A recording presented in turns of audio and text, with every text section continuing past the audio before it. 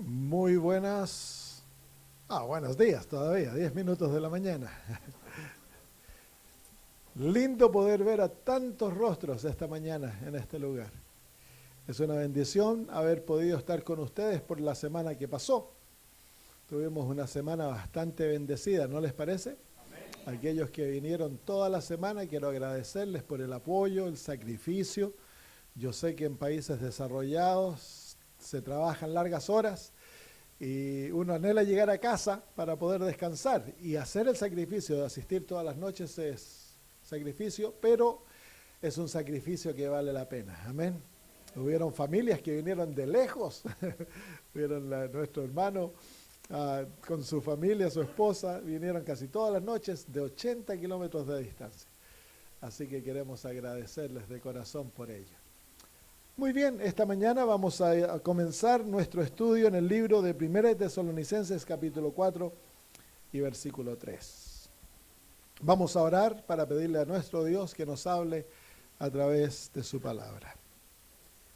Querido Dios y Señor nuestro, cuán lindo es poder abrir tu palabra. Es un don tan maravilloso, Señor, el poder leer en este libro lo que tú, Señor, has dicho. Tu voluntad para nuestra vida. Recibir aquellas promesas maravillosas que, si nos apoderamos de ellas, nos hacen partícipes de la naturaleza divina, dice el apóstol Pedro. Querido Padre, nos postramos ante tus pies como niños, nos sentamos para aprender de ti. Tú eres la fuente de la sabiduría. Y el gran Maestro, el Espíritu Santo, se encuentra en nuestro medio para guiarnos a toda la verdad. Te pedimos, Señor, que nos des una mente atenta, que no hayan distracciones. Y te suplicamos, Señor, que nos des un corazón dispuesto a obedecerte en todas las cosas. Háblanos, Señor. Lo pedimos por Jesús. Amén. Capítulo 4, versículo 1 de 1 Tesalonicenses en adelante, el apóstol Pablo escribe: Por lo demás, hermanos, os rogamos y exhortamos en el Señor Jesús, de la manera que aprendisteis de nosotros cómo os conviene conduciros y agradar a Dios, así abundéis más y más. Porque ya sabéis qué instrucciones os dimos por el Señor Jesús, pues la voluntad de Dios es vuestra santificación, que os apartéis de fornicación, que cada uno de vosotros sepa tener su propio vaso en santidad y honor,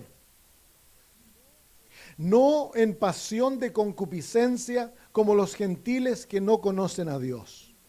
Que ninguno agrave ni engañe en nada a su hermano, porque el Señor es vengador de todo esto, como ya os hemos dicho y testificado. Pues no nos ha llamado Dios a inmundicia, sino a santificación. Así que el que desecha esto, no desecha a hombre, sino a Dios, que también nos dio su Espíritu Santo. Y el versículo 9 el apóstol escribe: pero acerca del amor fraternal no tenéis necesidad que os escriba, porque vosotros mismos habéis aprendido de Dios que os améis unos a otros. Cuando uno lee las cartas del apóstol Pablo, en cada carta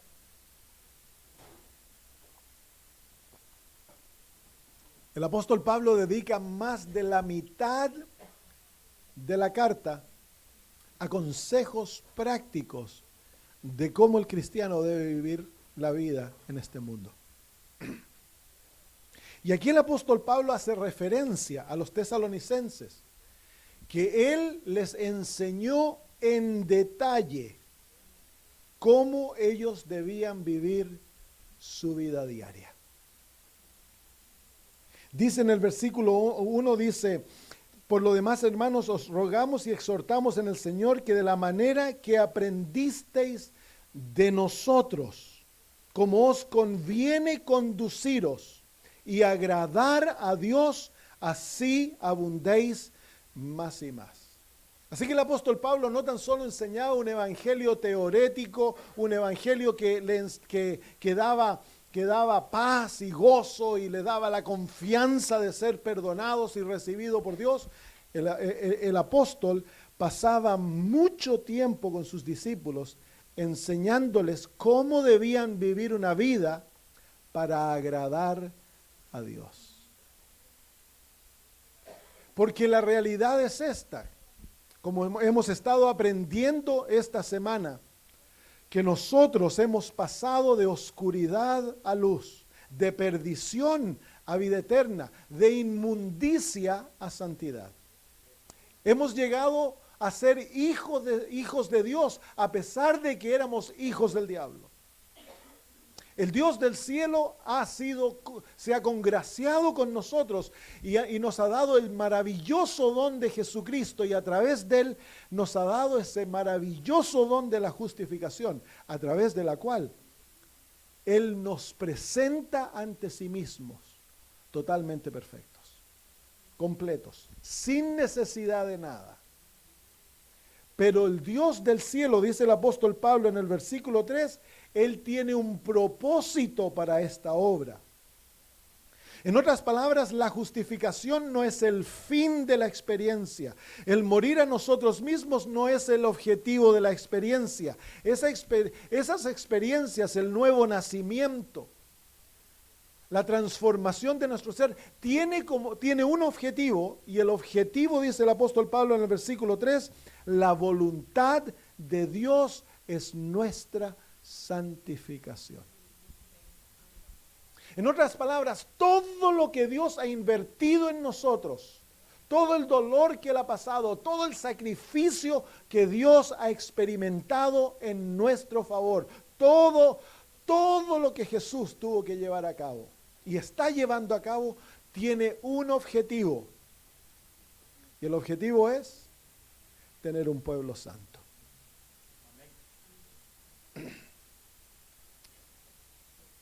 El apóstol Pablo lo repite 2 veces en este corto párrafo. Dice versículo 3, pues la voluntad de Dios es vuestra santificación. Y luego, en el versículo 7, pues no nos ha llamado Dios a inmundicia, sino a santificación. Nuevamente, el llamado de Dios es que nosotros como pueblo experimentemos una experiencia que la Biblia la llama santificación. Yo sé que ustedes la han escuchado muchas veces. Es algo que se repite casi todas las veces que nos juntamos. Aunque en ciertos círculos adventistas esta palabra es como que fuese un garabato. ¿Cierto? Debemos ser santos. Se arma como una bomba atómica. En el capítulo 5, el versículo 23, el apóstol Pablo dice, y el mismo Dios de paz, ¿qué dice ahora? Os santifique, ¿cuánto? Por completo, y todo vuestro ser, espíritu, alma y cuerpo, sea guardado irreprensible para la venida de nuestro Señor Jesucristo. Así que el apóstol Pablo dice que el objetivo de la santificación es una santificación total, por completo, espíritu, alma y cuerpo. Eso se refiere a todo el ser. Y que cuando Cristo venga, seamos presentados ante Él, ¿de qué manera? Irreprensibles, irreprochables, que no haya nada de lo cual se nos pueda acusar. Esta es la voluntad de Dios, dice el apóstol Pablo. En otras palabras, es la razón por la cual Dios se las ha jugado todas por nosotros, es que un día tú y yo podamos presentarnos ante Él sin mácula, sin tacha, irreprensibles. No tan solo por justificación, sino que también por santificación. Dice el apóstol Pablo en el capítulo 4 que esto es tan importante. Dice el versículo 7 nuevamente, pues no nos ha llamado Dios a inmundicia, sino a santificación. Así que el que desecha esto, no desecha a hombre, sino a quién? Oh, así que si nosotros desechamos el plan de Dios de santificarnos, nosotros no estamos luchando contra un hombre, estamos luchando ¿contra quién? Contra Dios, porque el plan de Dios, la voluntad de Dios, el objetivo que Dios tiene para la vida de todos nosotros es santificarnos. ¿Cuánto? Completamente. Que haya una santificación total para que seamos irreprensibles, irreprochables. Por eso el apóstol Pablo le da tanto énfasis a la vida práctica del cristiano. Cómo vivir en el hogar, cómo relacionarse esposo con esposa, cómo tratar los hijos, cómo los hijos deben tratar a los padres, cómo los esclavos deben relacionarse con sus amos, cómo los amos deben tratar a sus esclavos si son cristianos. Y el consejo es minucioso. Todos los aspectos de la vida conyugal del esposo con la esposa, qué debe pasar en la recámara. Todo está descrito en las Sagradas Escrituras. ¿Por qué? Porque Dios nos ha dado consejo. ¿Por qué? Porque Él desea que nosotros tengamos un cristianismo práctico. El cristianismo nuestro no es teorético, nuestro cristianismo ha de traer una santificación a todo el ser, cuerpo, alma y espíritu. Todo el ser ha de ser tocado, transformado, cambiado por el Evangelio. Todo. Dios anhela un pueblo santo. Amén. Un pueblo que no tenga ni mancha ni arruga en sus vestidos. ¿Qué es la santificación? Bueno, de acuerdo a 1 Tesalonicenses 5:23, se nos dice que es Dios el que nos santifica. Dice, y el mismo Dios de paz os santifique. Así que, ¿quién es el que nos santifica? Dios. El sábado es el recordatorio para nosotros que guardamos el sábado. El sábado es el recordatorio que nosotros no somos los que nos santificamos, es Dios el que nos santifica. Dice que es la señal entre Dios y nosotros que Él es Jehová que nos santifica. Y que esa santificación es el resultado de un pacto, de una relación íntima entre Dios y nosotros, y que Dios es nuestro Dios. En Ezequiel capítulo 20 y versículo 20. Así que la santificación no es la obra del ser humano. La santificación es la obra ¿de quién? De Dios. En el libro de Hechos, el capítulo 26 y el versículo 18, el apóstol Pablo nos dice,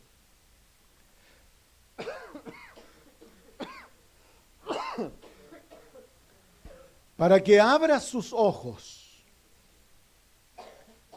para que se conviertan de las tinieblas a la luz y de la potestad de Satanás a Dios, para que reciban por la fe que es en mí perdón de pecados y herencia entre los santificados. El versículo en español no da el sentido profundo del versículo en el griego. En el griego dice, para que reciban en mí perdón de pecado y herencia entre los que son santificados por fe. Entonces me gusta este versículo. ¿Por qué me gusta este versículo? Porque este versículo me enseña, nos enseña que la santificación no es por obras, la santificación es por fe. Así que la santificación es parte de la gran experiencia que se llama justicia por fe. La experiencia de la justicia por fe comienza con lo que hemos estudiado cuando el ser humano es justificado por la fe. Ahí se menciona el perdón de los pecados. Ese es un aspecto de la justificación. Así que comienza con la justificación, la experiencia de la justicia por fe, Dios otorgando la justicia, su carácter a este pueblo rebelde, malo, pecador, que se ha alejado de Él, pero que se ha arrepentido, ha vuelto a Él, poniendo su fe en el Salvador. El Dios del cielo quiere otorgarle su justicia y Él lo hace de tres maneras. La primera manera es la justificación. La justificación por fe es cuando el Dios del cielo te declara justo y en un paquete inmenso te da todo lo que tú necesitas para ser acepto ante Él y presentarte ante Él sin tacha, sin mancha, perfecto, completo. Pero Dios es el único que te ve de esa manera. La justificación te hace acepto ante Dios y te transforma.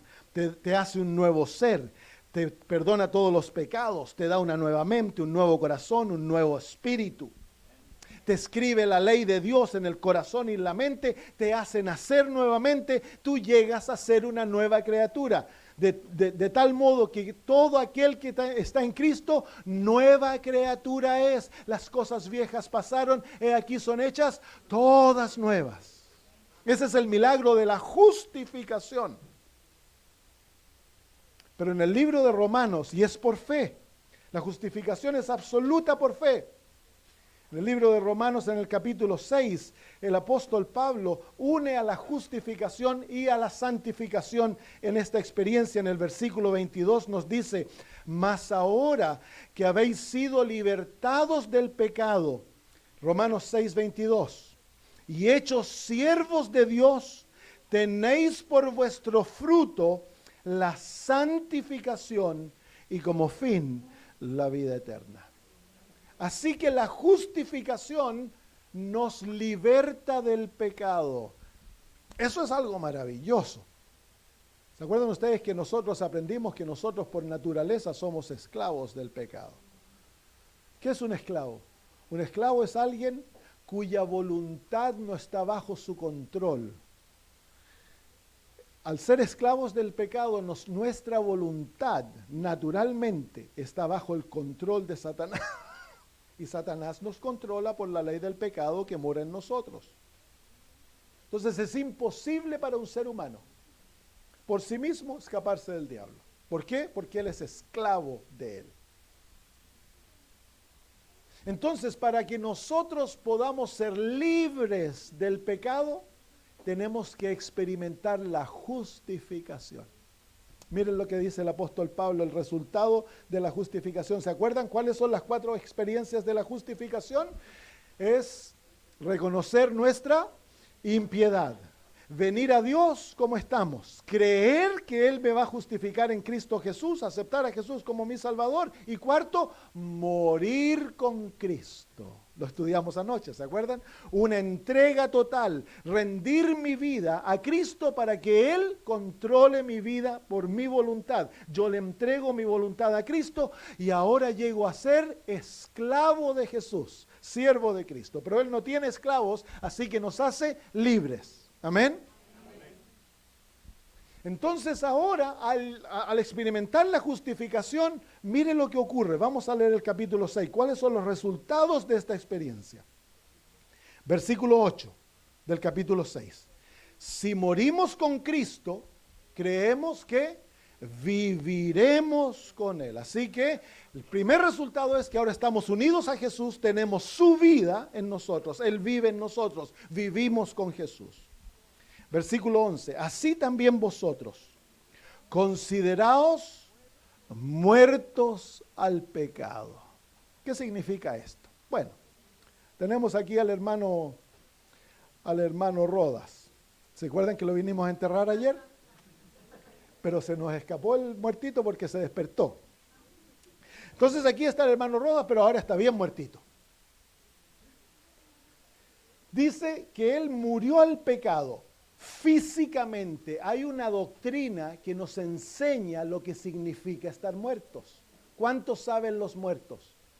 Los muertos nada saben. Entonces, está muertito, el muerto ha sido libertado del pecado. Entonces digamos que viene uno de los enemigos del hermano Rodas y lo agarra del pescuezo y le dice: tú desgraciado, mira tal por cual, y los amarrea bien zamarreado. ¿Se puede defender el hermano Rodas? ¿Qué pasa si el hermano Rodas se defiende? No estaba muerto, pues. O se le resucitó el viejo hombre. ¿Cierto? Está el hermano Rodas así, viene una señora: ay, te perdiste, te fuiste, te moriste. Y la señora se olvidó que a la iglesia se viene decentemente vestida y tiene un escote bien grande. Y se agacha y le dice: pero, Oscarito, te fuiste, que éramos tan buenos amigos. ¿Y puede el hermano Rodas ir así? ¿Abrir el ojo? No, ¿por qué no? Porque está muerto. Entonces la muerte nos liberta del... ¿Por qué caemos nosotros en pecado? Es porque nosotros escogemos despertarnos cuando somos tentados. ¿Cierto? ¿Sí o no? Si nosotros practicásemos la muerte diaria, el morir a nosotros, y llega el esposo cansado a la casa, ¿sí?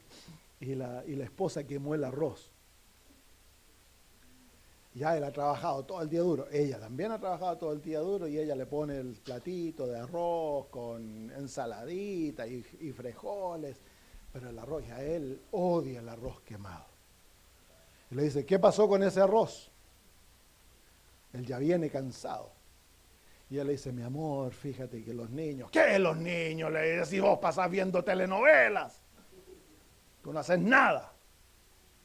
No, mi amor, si yo te... No me digas nada. Y se le sale el yo. Y explota. Y ella también explota. ¿Qué? Venís gordo, pelado, pesado, hediondo. Ya, se arma la grande. Se arma Troya, ¿sí o no? ¿Cierto? Ahora, ¿qué pasaría si él va: mira, que tú siempre quemas el arroz? Y ella decide morir a sí misma. Y se queda calladita. ¿Va a explotar él? Explota por un rato, pero ya se calma y después la piensa y dice: perdóname, cariño. ¿Cierto? Ahora, ¿qué pasa si él está muerto? Y ella le dice: cariño, se me quemó el arroz. Y él queda mirando y le dice: el arroz. No importa, si yo te amo más a ti que el arroz, le dice. ¿Se fija? Se evitó el problema. Entonces la muerte es el secreto para vencer el pecado. Y la muerte es algo que debemos escoger diariamente. Anoche los que vinieron escogieron ser crucificados con Cristo, tomar el yugo y entregar la voluntad a Jesús. ¿Amén? Ahora eso se debe repetir ¿cuándo? Porque hoy te despertaste y te garantizo que no tan solo te despertaste tú, pero el viejo hombre también abre un ojo. Y comienza a mirar. Entonces, ¿qué tienes que hacer? Tú tienes que arrodillarte. Lo primero que haces en la mañana, uno se postra ante el Señor, ora y le entrega el yo a Cristo. Crucifícate con Jesús. Y eso hay que repetirlo durante todo el día. Cuando viene la tentación, a los hombres que somos tentados por los ojos, vas caminando por la calle feliz con el Señor, conversando, y de repente se cruza una niña con las faldas cortitas, y aquí en Sweden andan con las faldas bien cortitas. Entonces, tú vas: Señor, Señor, Señor, y se te van los ojos. Entonces, ya se te despertó el viejo hombre. ¿Qué hay que hacer? Le puedes hablar al Señor: Señor, mira esta niña que tiene la falda corta. Por favor, toma mis pensamientos. El morir, pues. Y eso se practica en todas las áreas de la vida. Es una lucha constante. No hay tregua. ¿Por qué no hay tregua? Porque hasta que Cristo no venga, el yo va a estar contigo toditos los días de la vida. Amén. Amén. Pero Cristo venció el yo. Amén. Perfectamente. Y porque Cristo venció, nosotros vencemos también. Entonces el apóstol Pablo claramente dice así también nosotros vuestros considerados muertos al pecado, pero vivos para Dios en Cristo Jesús. En otras palabras, si el hermano Rodas está muerto, él puede ver una película violenta, puede ver una película inmoral. No, puede el hermano Rodas ofenderse. No, puede el hermano Rodas tener amargura contra alguien. No, ¿por qué? Porque está muertito. Entonces, el único permiso para vivir es vivir ¿para quién? Para Dios, pues. ¿Amén? Muy bien, seguimos. No reine pues el pecado en vuestros cuerpos mortales, de modo que lo obedezcáis en sus concupiscencias. Te fijas que ahora la esclavitud ha sido rota. Tú determinas si el pecado te controla o no. Antes de Cristo, el pecado te controlaba sí o sí. Ahora, el apóstol Pablo dice, no permitan que el pecado reine en vosotros. Y luego dice el versículo 13, ni tampoco presentéis vuestros miembros al pecado como instrumentos de iniquidad, sino presentaos vosotros mismos a Dios como vivos de entre los muertos y vuestros miembros a Dios como instrumentos de justicia. Así que el apóstol Pablo aquí muestra que ahora tú tienes que ejercer tu voluntad y tú tienes la palabra presentaos, literalmente dice someted. Tú puedes escoger a quién te sometes. Amén. El Señor te ha devuelto tu libertad y ahora Él vive en ti, pero Él no puede usar tu voluntad sin tu consentimiento. Entonces tú le dices, Señor, no tengo deseo de orar, pero yo escojo orar. Señor, no tengo deseo de leer la Biblia porque el yo se va a oponer, al yo no le gusta la Biblia, al yo no le gusta orar, al yo no le gusta venir a la iglesia, pero tú puedes escoger y decirle, Señor, obra en mí para que yo ame el estudio, ame la oración, ame venir a la iglesia, ame esto. Tú le vas autorizando al Señor lo que Él va a hacer en tu vida, no lo puede hacer sin tu consentimiento. Amén. Tú le puedes decir, Señor, a mí me encantan las películas violentas, pero escojo no verlas. Señor, a mí me encanta la vestidura inmoral, pero escojo vestirme como tú me enseñas. Me encantan las joyas, pero tú has dicho que no debemos usarlas. Me someto a ti, Señor, te las entrego. Me encanta el alcohol, pero Señor, yo escojo no tomar más. Me encanta, porque a nosotros nos amamos el pecado y tenemos que ser honestos con Dios. Y ahora el Señor te va a ir libertando, transformando y quebrando aquello que te ha hecho esclavo por tantos años. Pero en la justificación tú te puedes declarar libre. ¿Por qué? Porque Dios te declaró libre. Amén. No hay nada en tu vida que el Señor no te haya dado ya la victoria. Porque Cristo ya obtuvo la victoria. Mal genio. Yo era polvorita, pregúntenle a mi esposa. Aún de repente salen algunas chispitas, pero ya no son casi nada. Tiene que ser muy duro para que yo explote como explotaba antes, pero no es excusa.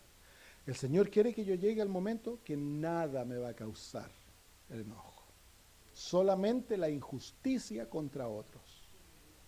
Eso es lo único que estamos permitidos enojarnos, como Jesús cuando se enojó contra los que vendían en el templo. Se enojó. ¿Por qué? Porque era abuso de las cosas de Dios. Pero el enojo egoísta de porque a mí me lo hicieron, no estamos permitidos enojarnos. Eso es pecado. Amén. El orgullo, el egoísmo, todo el Señor lo ha quebrantado. Sigamos leyendo. Versículo 14. Porque esta es una promesa maravillosa. Porque el pecado, ¿qué dice ahora? No se enseñoreará de vosotros. Esa es una promesa que podemos nosotros repetirle al Señor, decirle, Señor, tú has dicho que el pecado no se enseñoreará de mí. Amén. ¿Por qué? Porque no estáis bajo la ley, sino bajo la gracia.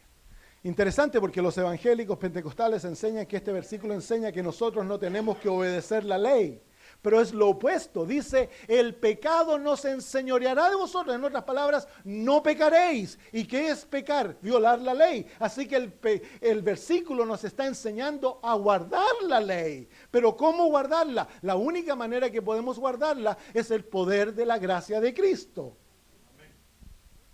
Y a través de la justificación el Señor nos sacó de la condenación de la ley y nos ha puesto en su reino de gracia. Y en ese reino tenemos todo el poder necesario para hacer la voluntad de nuestro Padre Dios.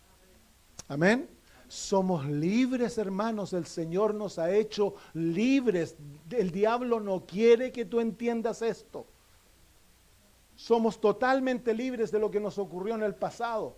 Si tuviste una niñez traumática, si fuiste abusado o abusada sexualmente cuando niño, yo fui a la edad de 5 años.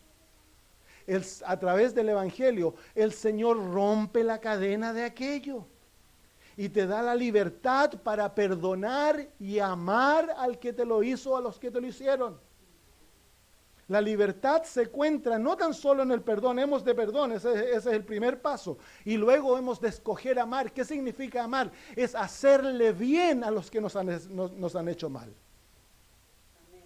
Es buscar su bienestar, su fidelidad, su felicidad, como el hombre que viene a la cárcel, o la familia en Estados Unidos, cuando hay un prisionero que mató, asesinó a un familiar, se le permite a los familiares que vengan, cuando se le da la condena al prisionero, se le permite a los familiares que vengan y le digan lo que quieran.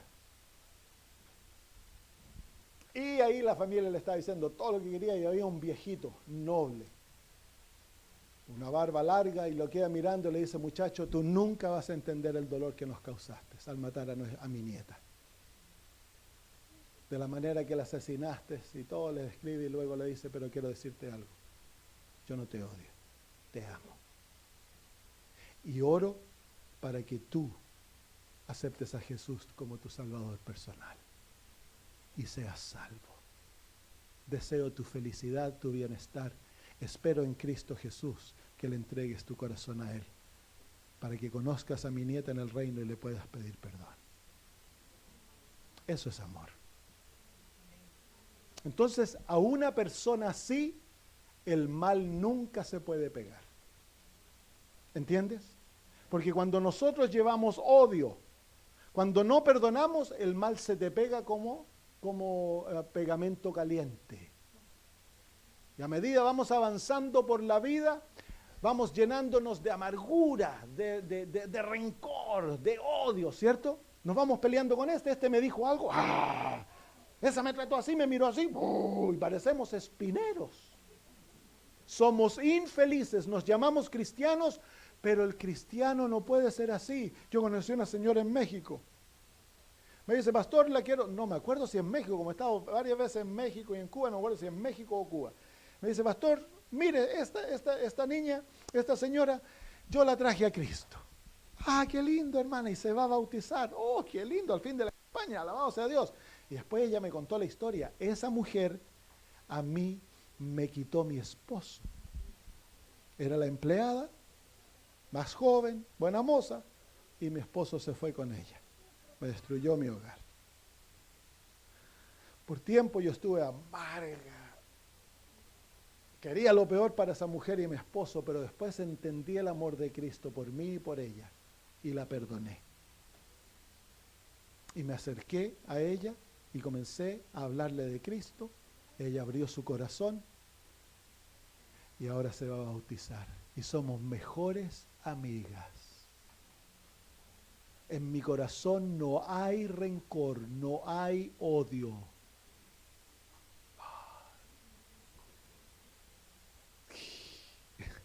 Yo me rasqué la cabeza y después pensaba yo en la noche, si esta señora no hubiera hecho eso, habría pasado una vida de amargura y de odio y habría a lo mejor muerto de cáncer a las mamas.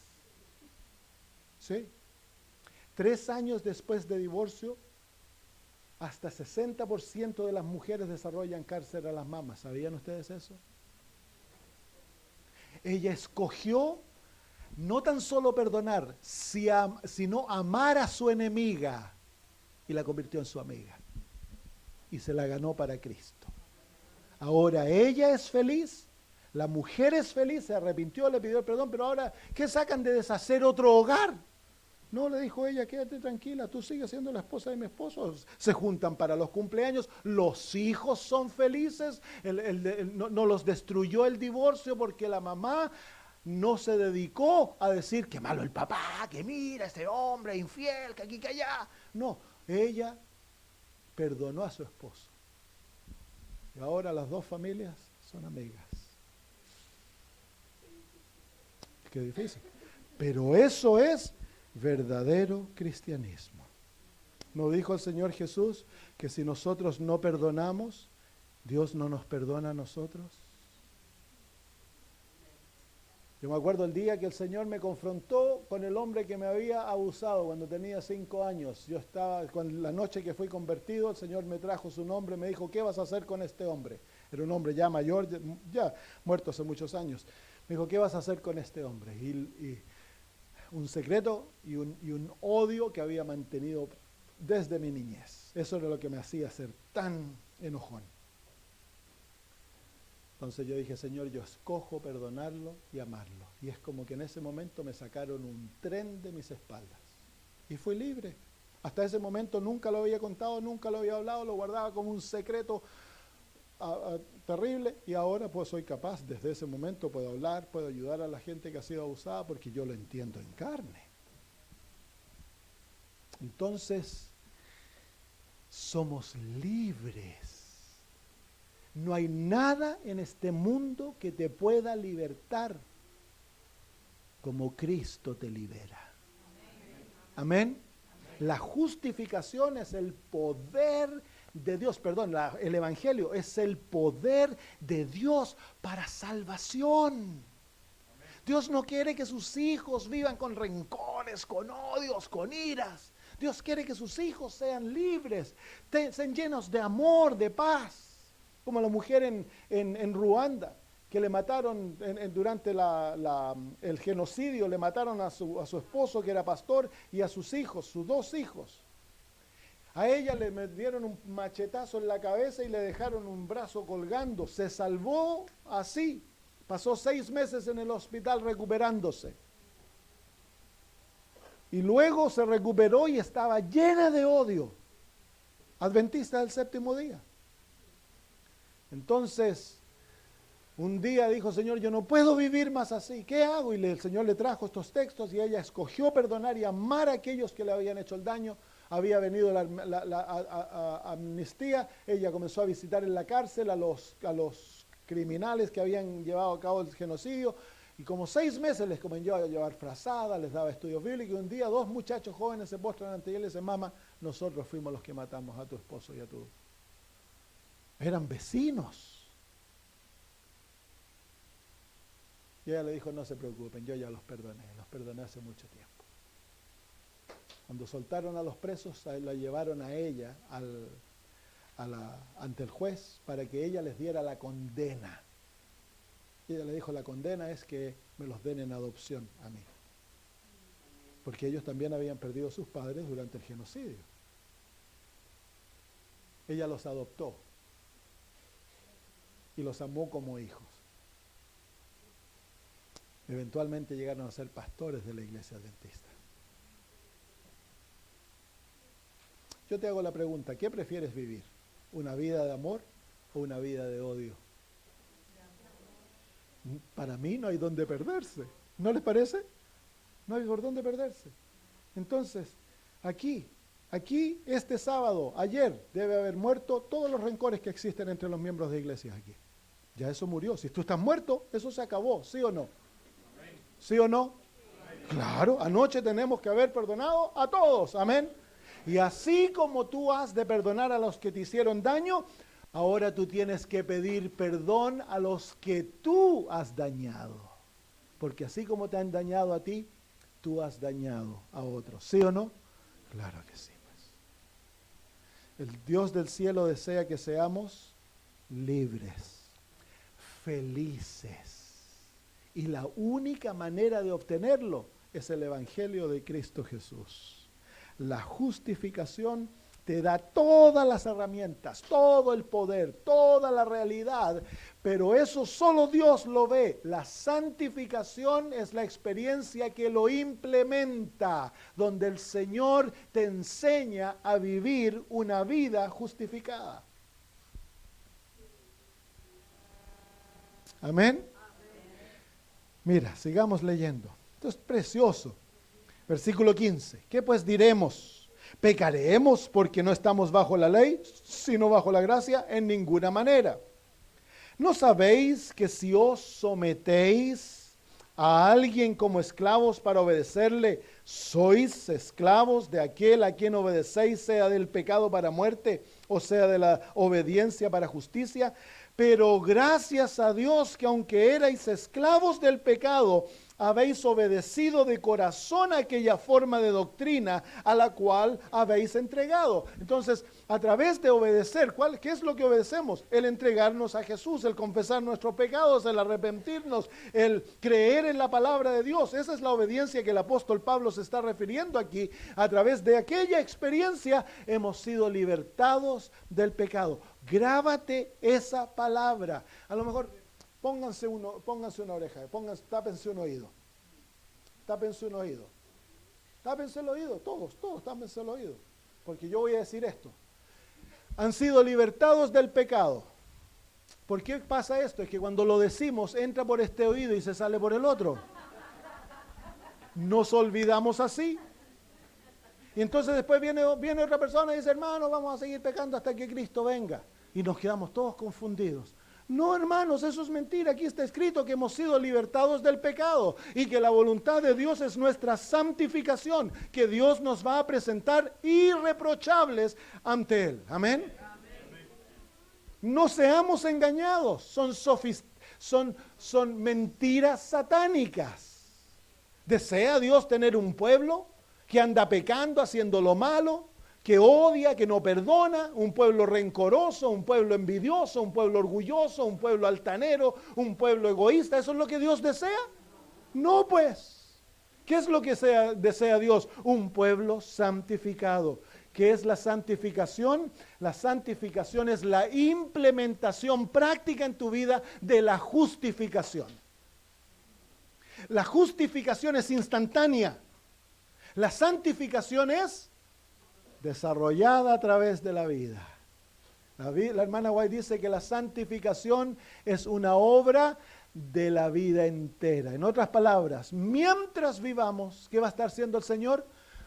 Puliéndonos, limándonos, cambiándonos, enseñándonos. ¿Por qué? Porque mientras vivamos hay que crecer en perfección. La perfección no es un estado al cual se llega y de ahí ya no se crece más. Es como un arbolito. ¿Cuándo es el árbol más perfecto? No, el árbol siempre es perfecto. La plantita es perfecta, ¿sí o no? Es inmadura, pero es perfecta, ¿sí o no? Claro. ¿Y cuando crece de este tamaño es perfecta? Claro. ¿Y cuando da frutos es perfecto? Claro. Esa es la experiencia del cristiano. Nosotros podemos ser perfectos como nuestro Padre que está en los cielos a cada etapa de la vida cristiana, porque la perfección es otorgada por Cristo Jesús para nuestras vidas. Dice el apóstol Pablo que en Él estamos completos. No nos falta nada en Jesús. En Jesús siempre estamos completos. Qué maravilloso, ¿no? Qué lindo. Entonces hay constante certeza de salvación. Porque la salvación no se determina por tus obras. La salvación se determina por la fe en Cristo Jesús. Siempre. Pero, ¿desea Dios buenas obras? ¿Desea Dios vida santa?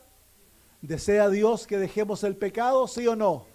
Claro que sí, pues esa es su voluntad, ese es el objetivo que Dios tiene en su mira para tu vida, transformarte totalmente. ¿Y cómo se lleva a cabo? Has de vivir con Cristo día a día con Él. Mira lo que dice el apóstol Pablo en el versículo 22 Mas ahora que habéis sido libertados del pecado y hechos siervos de Dios, tenéis por vuestro fruto la santificación y como fin la vida eterna. ¿Qué es la santificación? La santificación es el fruto. En otras palabras, la justificación es la planta. La santificación es el fruto. Qué lindo. Así que, ¿cómo viene un fruto? ¿El fruto es algo forzado? Tú has escuchado, si mira, tú vas en la primavera, cuando llega la primavera, tú agarras un estetoscopio y pónselo a un árbol de fruto, a un manzano, a un peral, a lo que sea, se lo pones y vas a escuchar el árbol. ¡Ay! Tengo que crecer, porque si no me van a desarraigar. Crece, crece. Uy, el otro árbol está dando más frutos. Fruto, fruto. ¿Esa es la manera que un árbol da fruto? ¿Cómo da el árbol fruto? Nunca se preocupa. El árbol da fruto porque es árbol y está incrustado en la tierra. Y a través de las raíces todos los nutrientes son suplidos para el árbol para que él dé fruto. De la misma manera el cristiano. Si has sido justificado, estás arraigado en Cristo. Cristo vive en ti, el Espíritu Santo vive en ti, estás lleno del poder divino. Cristo mora en ti. El objetivo de esa relación es dar fruto, la santificación. Y la santificación es el resultado de esa experiencia viva con Cristo. Estamos enyugados con Él. La parábola de la vid y los pámpanos. Estás unido a Cristo. Su vida está viviendo a través tuyo. Y si permaneces en esa relación, haces la oración, lo supremo. Te levantas temprano a leer, a estudiar la Biblia. Andas escuchando música santa. Te encanta hablar de Jesús. Donde puedes leer la Biblia. Oras muchas veces, más tiempo para salir a la naturaleza, pasar con Jesús, meditar en su palabra, tú te vas a ir transformando sin darte cuenta. Los problemas de carácter van a desaparecer. Van a haber gigantes que son terribles. Pero ahora que tú sabes tu condición, tú eres un hijo, una hija de Dios, el poder del cielo mora en ti, ahora no hay gigante que se te pueda parar delante. El único problema es que tú excuses al gigante. Claro, porque a veces el Señor usa a otros. A veces un hermano me dice, Pastor Samuel, usted es orgulloso. Entonces yo puedo decir, ¿qué me venís vos a hablar? ¿Qué crees? ¿Me venís? Yo soy el pastor de la iglesia, ¿cómo voy a ser yo orgulloso, insolente? Yo puedo reaccionar de esa manera. O yo puedo decir, fíjese hermano, yo nunca lo había considerado. Lo voy a llevar en oración. Porque muchas veces Dios nos habla a través de otras personas. Mi esposa, ella me habla a mí y no me gusta cuando me habla. Porque este colorín es orgulloso. Entonces cuando el Señor usa a otras personas es lo más doloroso. Pero es que estamos en la iglesia. Y en la iglesia el Dios del cielo nos ha puesto juntos porque es imposible santificarte solo. Imposible. Se necesita un cuerpo para ser santificados. Necesitas a tu hermano que piensa distinto a ti. Necesitas al cabeza dura, porque eso te hace ver áreas de tu vida que tú nunca verías, ¿cierto? La santificación no es tan solo lo externo. El Señor desea que dejemos de tomar, de fumar, de usar drogas. El Señor desea que nos vistamos decentemente, que dejemos las joyas. El Señor desea todas esas cosas. Pero eso es lo mínimo. Hay áreas mucho más profundas que esa. El Señor desea que venzamos el mal genio, el orgullo, los malos pensamientos, las malas intenciones, los malos deseos. El Señor desea transformarnos, no tan solo sacar lo negativo, sino que llenarnos del fruto del Espíritu, que son las características de Jesús. Hacernos mansos, humildes, tiernos, compasivos, cariñosos, amantes, pacientes, misericordiosos, llenos de gracia, felices. El Señor desea tener un pueblo que en todas las circunstancias, este pueblo se regocije en Cristo Jesús. Que el diablo nunca nos saque nuestra paz y que aprendamos a ser gozosos en todas las experiencias de la vida. Eso es lo que el Dios del cielo desea. Y Él no te está diciendo, hace esto. Él te está diciendo, hijo mío, déjame vivir en ti y yo lo voy a hacer contigo. Qué lindo, ¿no? Entonces la obra de la santificación es una obra de cooperación. Había un canto cuando niño que se llamaba Cooperación, palabra larga. ¿Te acuerdas? Cooperación, palabra larga. La cooperación demanda que tú pongas tu voluntad al servicio del Señor. La cooperación demanda que cuando el Señor te dice, hijo, hija, lo que tú estás haciendo es equivocado. La cooperación demanda de que cuando un hermano te hace ver un defecto, sea en cualquier circunstancia, tú te sometas, vayas al Señor, reconozcas tu problema, te arrepientas por tu problema y le pidas perdón al Señor. Escojas ya no ser más así. Le digas al Señor, Señor, yo soy enojón, pero escojo no ser más enojón. Pero luego te sometas, le digas, Señor, yo no puedo vencer por mí mismo, no tengo el poder, te necesito, Señor. Dejo mi enojo a tus pies, dejo mi vida a tus pies. Quiero que tú me des la victoria. Y te aferres a la victoria que ya te ha sido otorgada en Cristo Jesús y ahora confrontes a ese gigante, no de la perspectiva de derrota, sino que de la perspectiva de victoria. ¿Se acuerdan cuando David confrontó a Goliat? ¿Cuál fue la diferencia entre David y Saúl? El rey Saúl confrontó al mismo gigante. ¿Y qué le pasó al rey Saúl? Vio al gigante grande, feo, hediondo, peludo. Lo vio vestido de una coraza, con una tremenda lanza, con un tremendo, ¿cómo se llama?, escudo. ¿Y qué le pasó a Saúl? Se amedrentó. ¿Cuál fue la diferencia con David? David vio al gigante grandote, chascón, peludo, hediondo, con la misma coraza, el mismo escudo, la misma lanza. Y David miró al gigante y luego miró para atrás y le dijo, el Señor ya me dio el león, ya me dio el oso, por lo tanto también me va a dar este incircunciso filisteo. Entonces David confrontó al gigante con plena fe en el Dios de Israel. Y vio al gigante por fe muertito. De la misma manera nosotros. Cuando confrontes tus gigantes, no te amedrentes, obtén la victoria de Cristo, el Señor ya te lo dio. Ahora mira a ese gigante y dice, yo te voy a cortar la cabeza.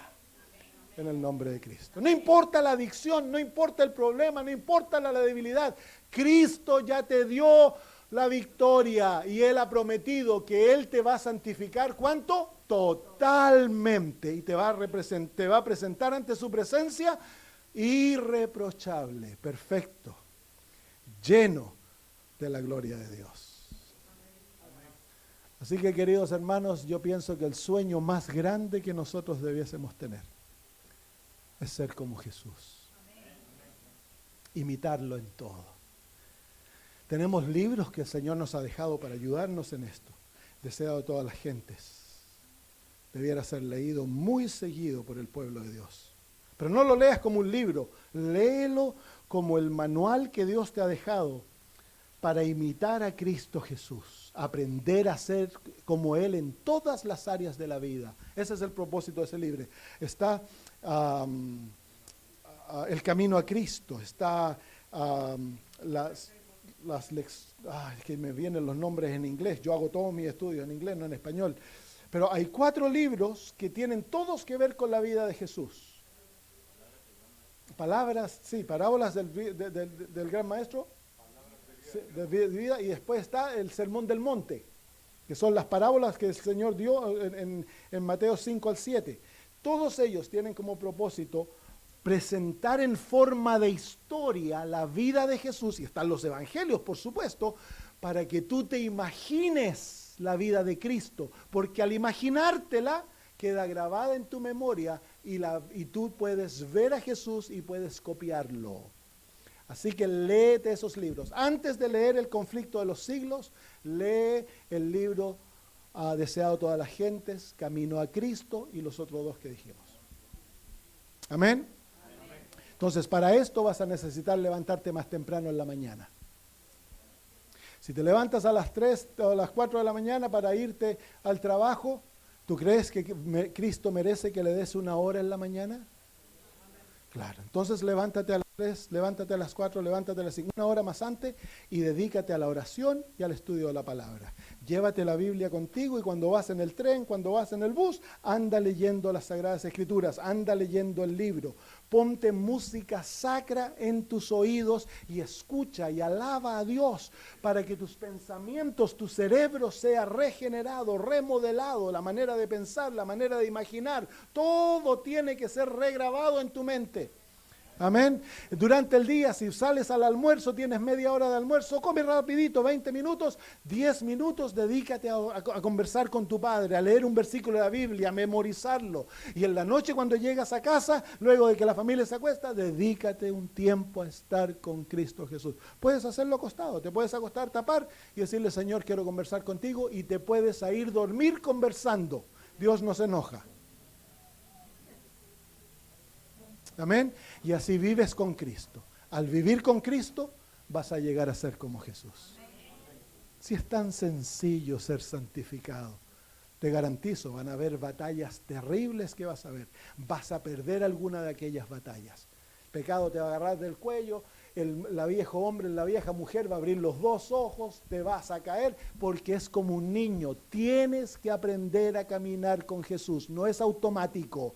Tienes que desarrollar tu experiencia con Jesús. Pero en esto dice el apóstol Pablo que hemos de obrar nuestra salvación con temor y temblor. La hermana de White dice que hemos de obrar por nuestra salvación como que la salvación dependiera de nuestras fuerzas. No depende de ti, pero depende de tu cooperación. Y en esa cooperación tienes que poner todo tu esfuerzo. ¿Y a dónde va el esfuerzo? En mantenerte unido a Jesús. Ahí Satanás te va a luchar cada segundo del día. Si él te separa de Cristo, comienza a vencerte. Lo lindo es que cada mañana es un nuevo día. Cada noche es el momento de arrepentirse, de confesar tus pecados. Y en la mañana despiertas a un nuevo día, no importa lo que pasó ayer, déjalo ayer. Ya el Señor te perdonó, comienza a caminar este nuevo día nuevamente. Fuiste derrotado ayer, hay un nuevo día para vencer. Amén. No importa cuántas veces sea derrotado, párate nuevamente. Ya tienes justificación, el Dios te continúa viendo santo, puro, perfecto. Sigue la marcha hasta que aquel gigantito se le quite la cabeza. A Abraham le costó más de 30 años dejar el vicio de defenderse a sí mismo a través de las mentiras. Van a haber gigantes que son bien duros, pero no te desanimes, porque el que comenzó en ti la buena obra, la terminará y la culminará cuando Cristo venga. Amén. Hay tantas otras cosas más que decir, pero tenemos que terminar. Mi oración para ustedes es que lleguen a ser un pueblo unido. Que tengan familias felices, matrimonios felices. Que los niños que están creciendo no se pierdan, sino que lleguen a ser misioneros por Cristo. Pastores, hombres y niñas que se dediquen a Cristo Jesús. Mi oración por esta iglesia es que ustedes reflejen el carácter de Cristo y sean santificados totalmente. Que Cristo llegue a ser su superhéroe, su amor, su todo. Y que el poder de Cristo se manifieste en esta iglesia para que llegue a ser una gran luz aquí en el centro de Estocolmo y en toda Suecia. Amén.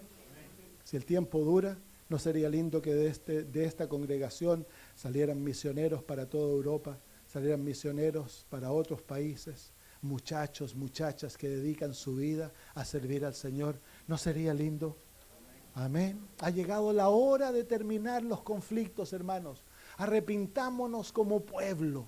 Pidámosle perdón a Dios y pidámosle perdón los unos a los otros y dejemos las diferencias de lado. El fin de todas las cosas está viniendo y mientras nosotros nos peleamos, hay millones de personas afuera de estas puertas que no conocen a Cristo y se están perdiendo. Por el amor de Dios, unámonos para trabajar juntos. Amén. Que el Señor sea glorificado en ustedes. Amén.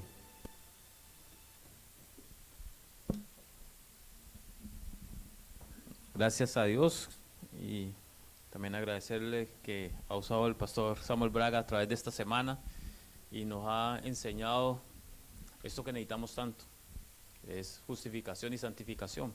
Así que los invitamos, hermanos, a ponernos de pie. Vamos a entonar el himno tema 279.